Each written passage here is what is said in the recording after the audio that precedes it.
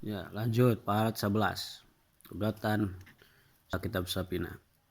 Paslun dari taji pasal suruh tulut batai ini hari pirang-pirang syarat naut badua asarotun eta ya 10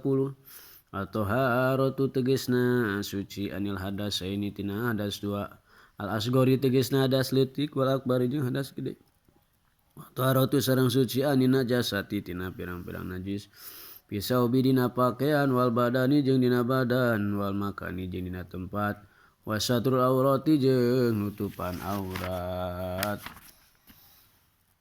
wal kiamu jeung adeg alal qadiri kanu kawasa wal julusu jeung diuk baina huma di antara khutbatain pauqatu maninati salati kalawan saluhureun tumaninahna salat wal mualatu jeung tuluy-tuluy baina huma di antarana khutbatain wa baina salati jeung antarana salat Jumat wa antakuna jeung kabuktian itu khutbah dua bila robiati eta ku bahasa Arab wa yusmi ajengin meredeng si jalma huma kana itu khutbatain arba'ina anu 40 wa antakuna jeung kabuktian itu khutbah kuluha tegesna sakabehna khutbah pi waktu zuhri eta ya dina waktu lohor Paslu nari eta je pasal ala diari anu yaljamu misti yeladi lil mayiti pikeun mayit arba'u ihsalin eta ya 4 pirang-pirang tingkah gusluhu tegesna ngadusan itu mayit wa takfinuhu jeung mungkusna itu mayit wa salatu jeung salat alaihi ka itu mayit wa dafnuhu jeung nguburkeun mayit Paslu nari eta hiji pasal aqalul gusyali pangsetikna ngadusan mayit tamimu badanihi eta ngawalatraan sakabeh badan mayit bil mai ku cai wa akmalu jeung ari pangsampurna itu ngadusan mayit ayag sila eta yen ngumbah si jalma sawataihi kana dua gogorengna si mayit wa yuzila jeung yen ngaleungitkeun si jalma al qadra kana kokotor min anfi tina irungna si mayit wa yudi jeung yen ngawuduan si jalma ka eta si mayit wa yudlika jeung yen ngosok-ngosok si jalma badanahu kana badan si mayit isidri ku kai sidir wa yusiba jeung yen ngocorkeun si jalma alaihi ka eta mayit almaa kana cai alaihi ka ieu mayit salasan 3 kali asulna eta hiji pasal aqalul kafni ari pangsetikna mungkus mayit saubun eta sapakean ya umu anu ngawalatraan anu mungkus itu saub hukasi mayit wa akmalhu jeung ari pangsampurnana itu mungkus mayit lirojuli eta tetep pikeun lalaki salasulapa ipa itu pirang-pirang lapisan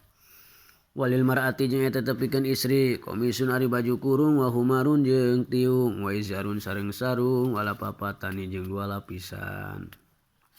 Pasul nareta ji pasal arkanu salatil janajah tiari pirang-pirang rukun salat janajah sabatun eta aya 7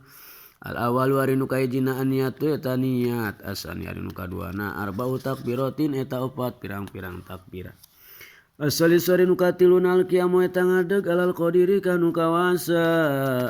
arobi ari nu kaopatna qiraatul fatihah eta maca surat al-fatihah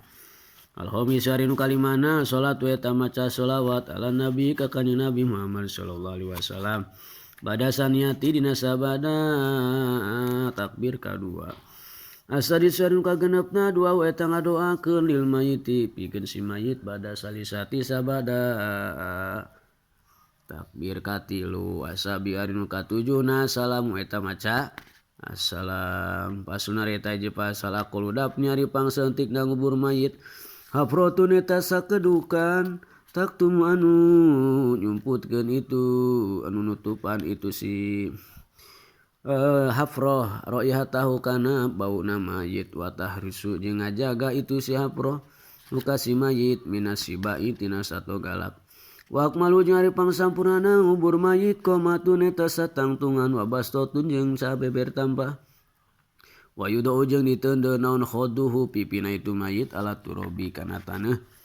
wa yajibu jeung wajib naon taujihuhu madepkeunana si mayit ilal kiblati ka kiblat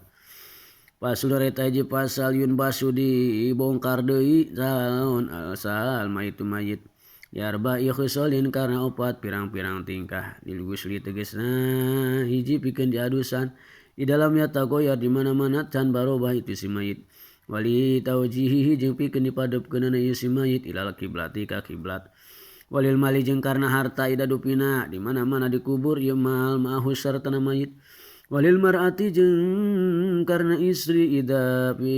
dupina di mana-mana dikubur naon janinuha janina eta si mar'ah ma'aha sartana eta mar'ah. Wa amkanat jeung narima kongang naon hayatu hirupna ieu janin.